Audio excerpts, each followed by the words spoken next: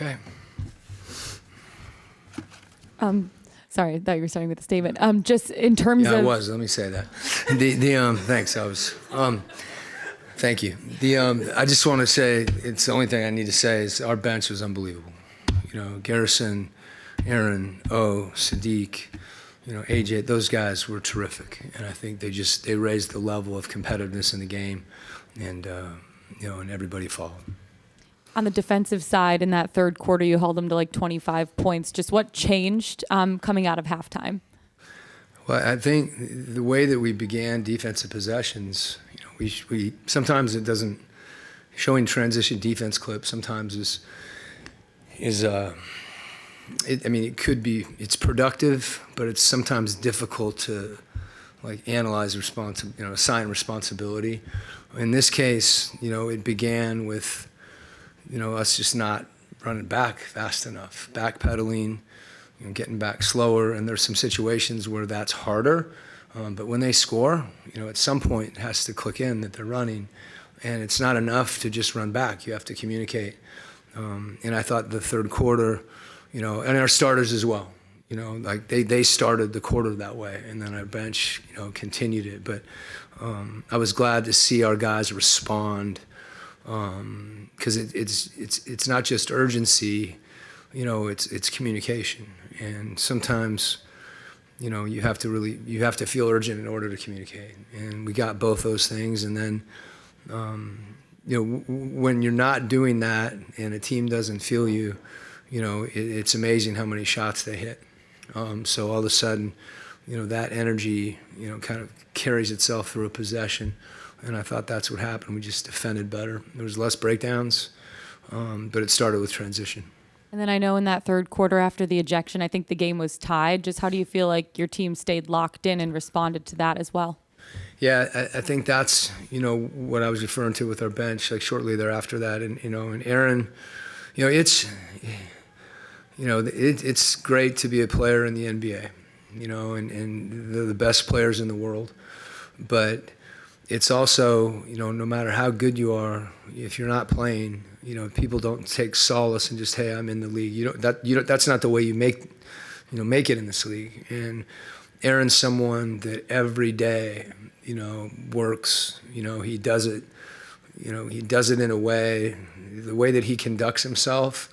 He's a pro, and for someone that isn't playing every night, to be able to lead without being on the floor, and then to be as ready to play when those opportunities present themselves. He did the same thing in Minnesota. And DJ was out in this case, Trey was out obviously, but I just have unbelievable respect for that. And no one should take that for granted. Nobody in here, for sure nobody in that locker room. That's a unique player. And I feel those are the kind of guys you feel grateful to have an opportunity to coach. Not that, I like coaching all our guys, but when you see that, it needs to be recognized. And that's a special young man. And, what he did tonight, you just can't help but respect. Another guy that I feel like we see a lot of intensity from is Garrison Mathews. Yeah. You touched on him already in the opening statement, but it feels like he attacks every single possession with 110% of his energy, and he seems to take it hard when he doesn't meet his expectations on the defensive end. I'm curious what you've seen from his approach to the game. No, there was, I'm trying to think, where we were. He asked, Coach, how can I play more? How can I get on the court? And I couldn't give him a great answer, because there really isn't one. You have to keep working, and sometimes it's just circumstance, where guys get an opportunity, and it's the same thing as Aaron. You appreciate those opportunities, and it's one of the reasons I think he is so hard on himself. That he's working and working and working, and then he does get his opportunity. He wants to take advantage of it, but it's he knows what he can do. On the offensive end as far as shooting the ball, and clearly he's a weapon in that regard. But to your point, the things that he does, whether it's a block out or making a stand, taking a charge, some of those things, that he's tough. He's just tough, and you can always use tough players.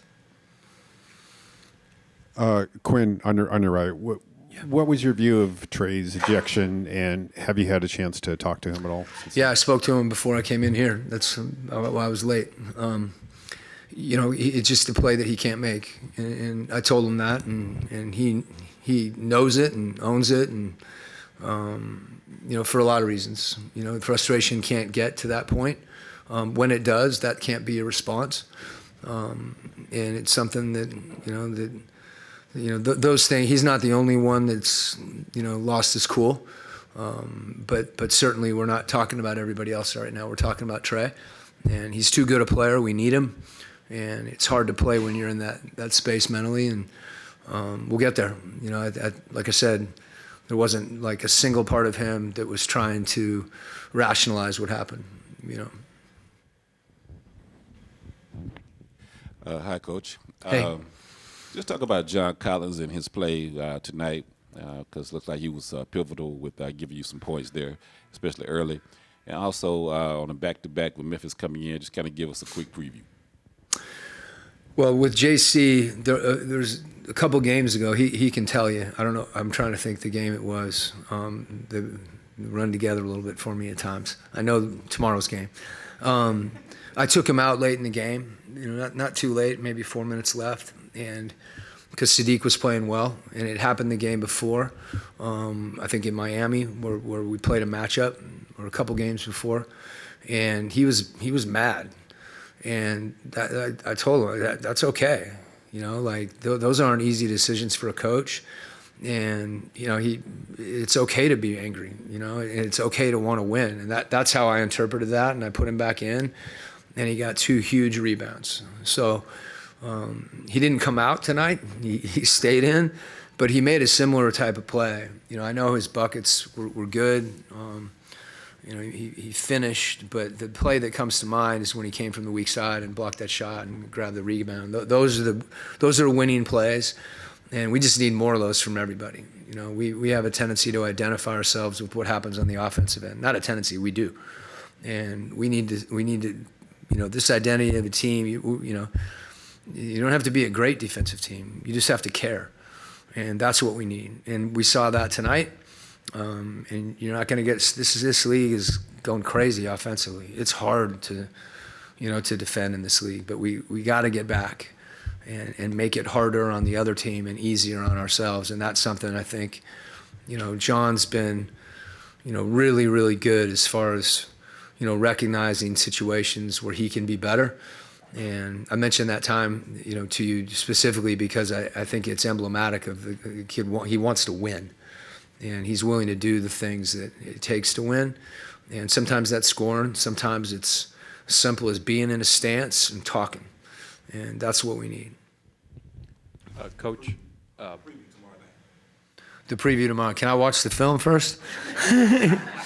How about there? When I see Memphis, I'll be honest with you. The thing that I think about first is Taylor Jenkins.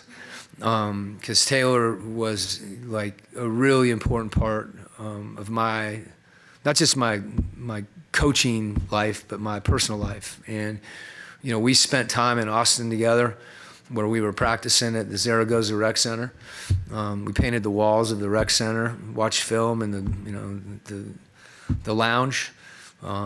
He and I killed him, asking him to meet me at coffee shops all hours. And, I just have not only great respect for him, but, he's been a terrific friend to me. And that's what he's at a position, I don't get to feel like proud of him. I just respect him. But there is, if I'll be honest with myself, there's that moment where I hope he'll allow me to feel proud of what he's done, because he's one of the best coaches in the league. And when I see Memphis, I immediately identify with him. And happen to be a pretty good team too. So we got to be ready. Okay? More, sorry. Where is AJ in terms of being an NBA defender? I think, I don't know that he played any defense at Duke, but that's more a reflection of Duke than him, maybe. I'm kidding, of course. Don't write that, because Coach K might read it. And no, any young player, you go from, playing on the AAU circuit to playing 1 year in college to coming into this league. there's just an adjustment period that takes place. And he's, I mentioned Aaron. Aaron's, pushing towards the vet scale. In AJ's case, it's all new to him. And, to be, he's like a sponge, and he's going to make mistakes. I think those are things that you expect on some level. But there's just such a willingness on his part. And you've seen some possessions in the last few games where he's in a stance and he'll, bow up on somebody and level them off with his chest. And, sometimes it's off the ball that is going to continue, to improve. It's like anything. You see those situations over and over again. You just get better at processing them. It's not even necessarily a conscious thing. But I've been really happy with, you can tell there's a care factor there.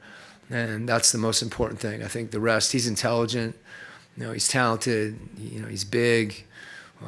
He just keeps working at it. He'll just keep getting better. Garrison, just with it's bright. With the bench unit coming out and giving that spark, like Coach just talked about how much of a lift you gave the team. How do you stay ready when maybe you're not getting as many minutes a few games ago and then you come in and make an impact a couple games in a row? Yeah, it's hard. This year's been a down year for me. I felt like I established myself as a player last year, and then this year it's been tough. So I've been, Joe's done a great job of trying to keep me ready and getting me back in shape and playing on the side, and that's my role right now. I gotta fight where I can, and it's tough, but staying patient and not, getting down, because it's tough mentally. It's super tough.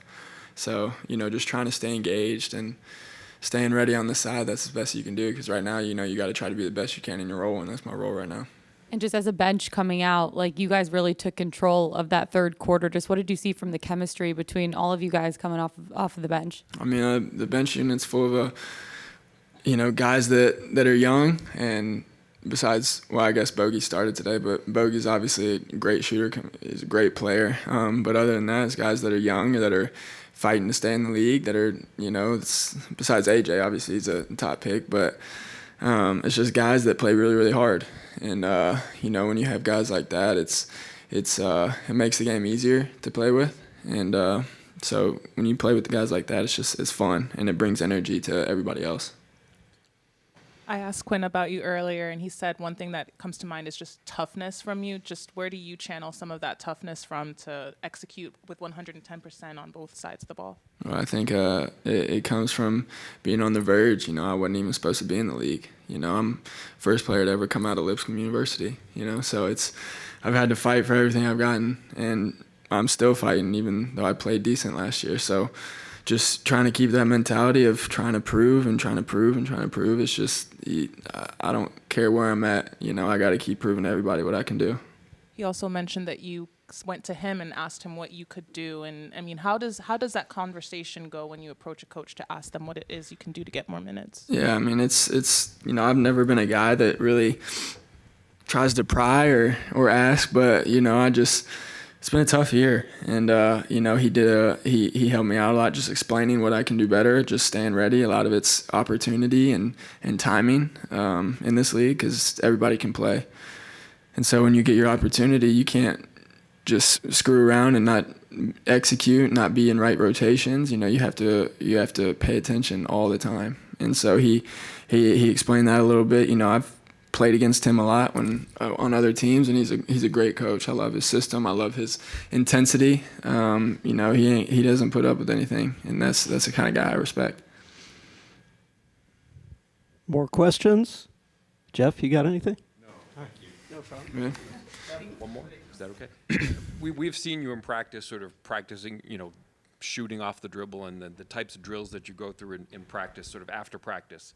Do you come with those as things that you've done before that you want to bring and use to keep ready, or are those things that maybe the coaches here suggested when you got here? That's always been my game, is flying off screens, shot fake, one dribble, stuff like that. I'm never going to be an ISO player, so to say. They're helping me put the ball on the floor a little bit more, try to get downhill, try to create a little bit more. But my main game is to shoot the ball, and to fly off screens and space the floor for Trey and Dejounte and just be a threat shooting at all times. So, I try to play as hard as I can defensively, but that's not my main role, is to shoot and to space. So, in college, I learned how to fly off screens and shoot off balance, and so that's what I try to continue to practice.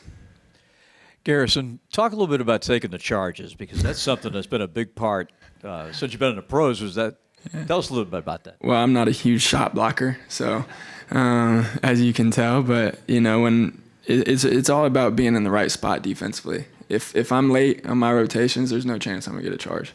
So it's all about trying to be the low man on time, being early, and just trying to see when guys are a little bit out of control, and trying to see if they can stop. If they can't, then you're gonna get a charge, and just set up and let them run you over. So there's a little bit of an art to it, but it's all about being early and being on time. Just one more from me. I noticed that you react pretty toughly on yourself whenever you may maybe not perform the way you wanted on the defensive end. I'm kind of curious how you find that balance with letting out the reaction and then getting back on the other end to execute as needed. Yeah, it's hard. I hate it when I miss shots, but defensively, when I get scored on one-on-one, I take that personally. I hate it more than anything. And even in practice, when you're playing one-on-one with guys, if they score on you, it hurts. So it's because and especially with me, they try to target me on screens and get the switch and stuff, and I take that personally. And if I get scored on, I'm gonna be pissed. So, it's you try to let it go, but it's still it's still in the back of your mind. Offensive side, just what do you feel like changed because you held them to 25 points in that third quarter as a team? I think we just executed the game plan as far as knowing personnel and just playing together, whether it was on defense or offense, and just getting stops. And as everybody that's been around this game, when it gets towards this time of the year, defense all pick up. So we're trying to pick up, and I think we did, and was able to be consistent and get a great win. And then in that third quarter, when Trey was ejected, it really felt like everyone locked in even more and responded. Just what did you see from the response, especially the bench unit? I think they were on the court at the time too. Honestly, I didn't even know what happened. So I was confused when I was walking over and seeing it was like he got ejected. But at the end of the day, it's next man up. And I think we stayed together like you said. And, we played for the whole game. We didn't allow it to, turn into a negative. We turned it into a positive, and we got a great win. And then just you personally, I know you're coming off of an illness. Just how did the lungs feel out there, and how did the legs feel after missing a couple games? Winded, legs down, but at the end of the day, no excuses. I'm just out there trying to do what I can to help my teammates, and just help us get a win. And a lot of things we did good, a lot of things we did bad. We could work on, and that's why we got another one tomorrow. We just got a chance to talk to Garrison, and he's gotten some extended minutes in these last 3 games. For him to come out ready and knock down, 4 or 5 threes, just what have you seen from him in practice and his approach to the game? He's a pro, not just a basketball player. He's a pro. He's always talking. Not a loud guy like V's pretty louder. It's a good thing, though.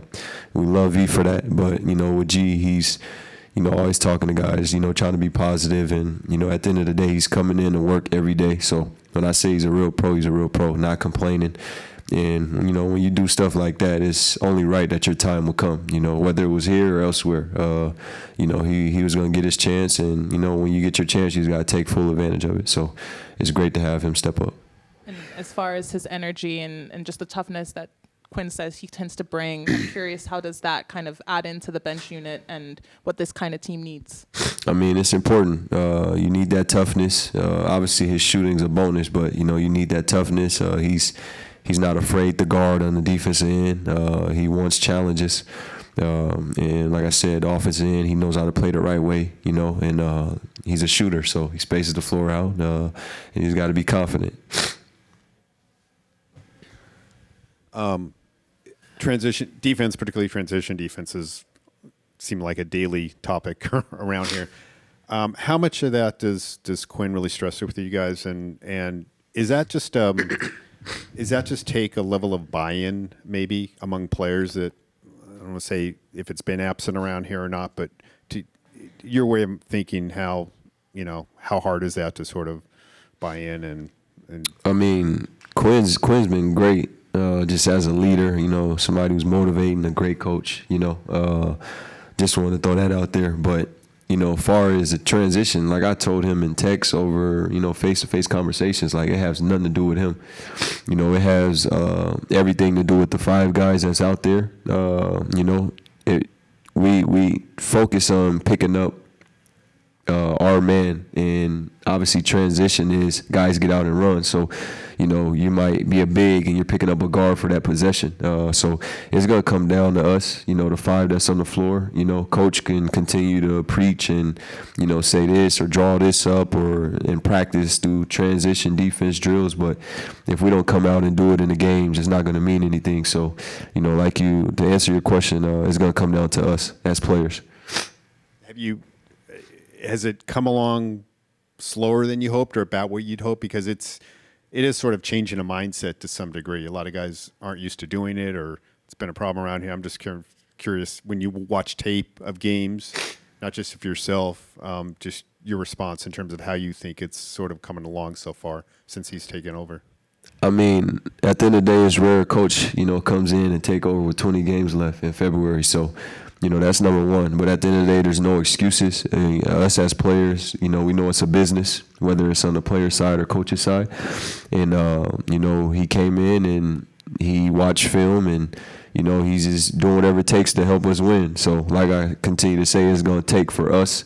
There's really no timetable. But, at the end of the day, you can control what you can control. And I think that's something we can control, whether we're scoring or not scoring, is getting back on defense.